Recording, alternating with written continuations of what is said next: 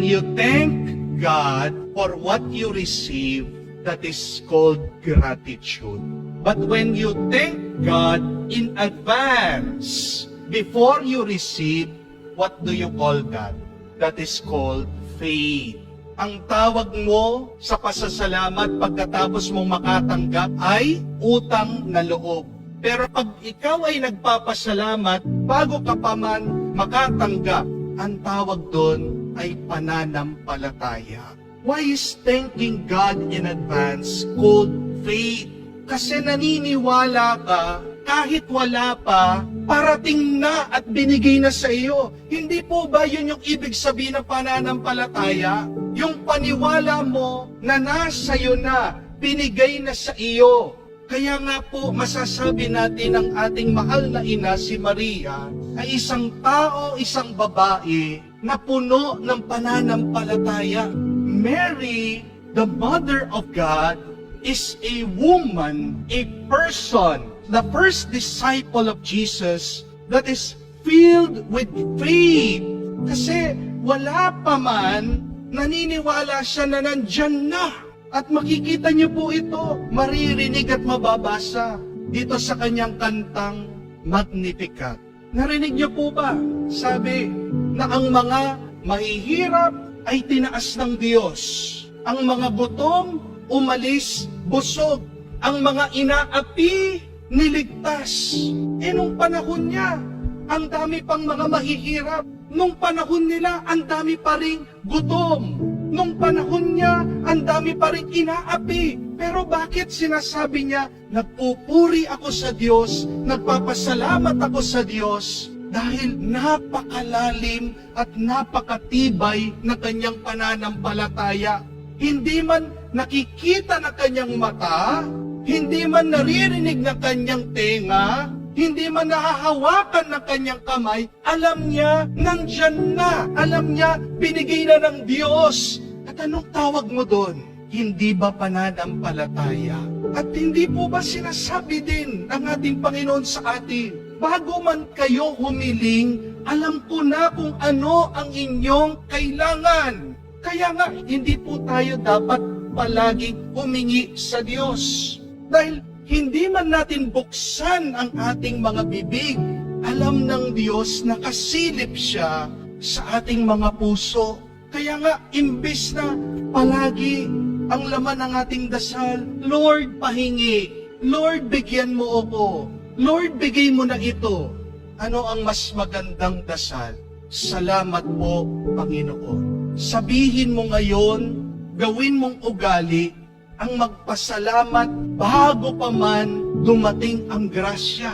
Dahil pinapatunayan mo din sa Diyos na ikaw ay tunay na naniniwala at nagtitiwala sa Kanya.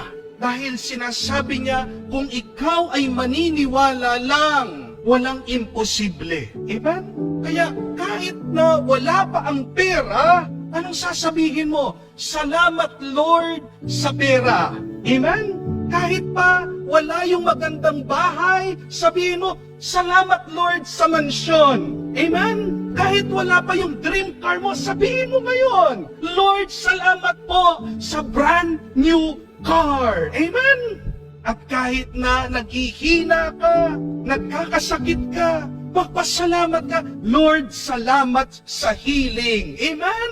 Kahit na meron ka problema sa asawa mo, sa anak mo, dyan sa pamilya mo, sabihin mo, Lord, salamat po sa pagkakaisa, pagmamahalan naming magpapamilya. Kasi pag sinabi mo sa panalangin, salamat po, Panginoon, you are declaring to the Lord, you are saying it to God, I believe in you. Amen? Dahil pag humihingi ka, anong ibig sabihin? Hindi ka naniniwala. Pag humihingi ka, ibig sabihin nagtitiwala ka lang sa nakikita ng iyong mata. Faith is believing more than what the eyes can see.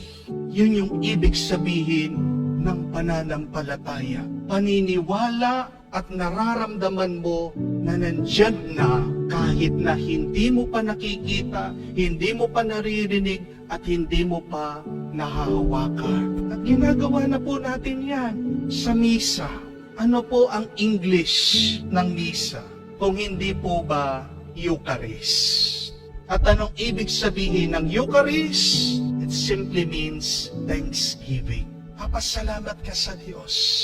Kahit na wala pa, alam mo sa puso mo, binigay na ng Diyos. Yun lang nga, may delay. At maiintindihan po natin yan kung babasahin niyo po ang kwento ni Daniel in the Old Testament. Si Daniel daw po nanalangin din sa Diyos. Humiling sa Diyos, pero isang ugali ni Daniel palaging nagpapasalamat sa Diyos.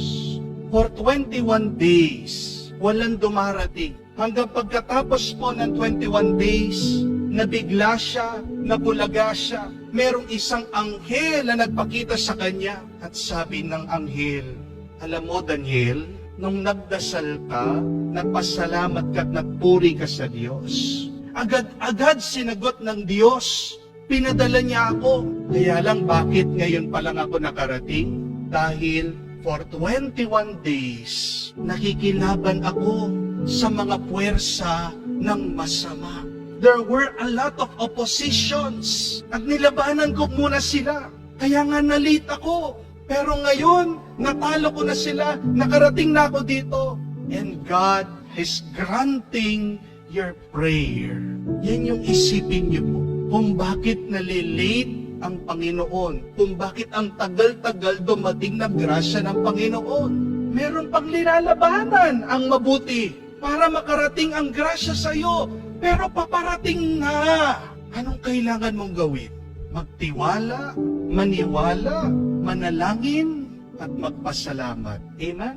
Pag palagi ka nagpapasalamat bago pa man dumating ang grasya, anong mararamdaman mo? Mas tumitibay ang iyong pananampalataya sa Diyos at mas sumasaya ka. Kesa sa palagi kang nagdadasal, humihingi, pero nakikita mo, walang binibigay. Anong mararanasan mo dito? Depressed ka, palagi kang malulungkot. Subukan mo ngayon. Gawin mong ugali ang magpasalamat bago pa man dumating ang grasya ng Diyos. At makikita mo, matutuwa ka, sasaya ang iyong buhay, at titibay ang iyong pananampalataya.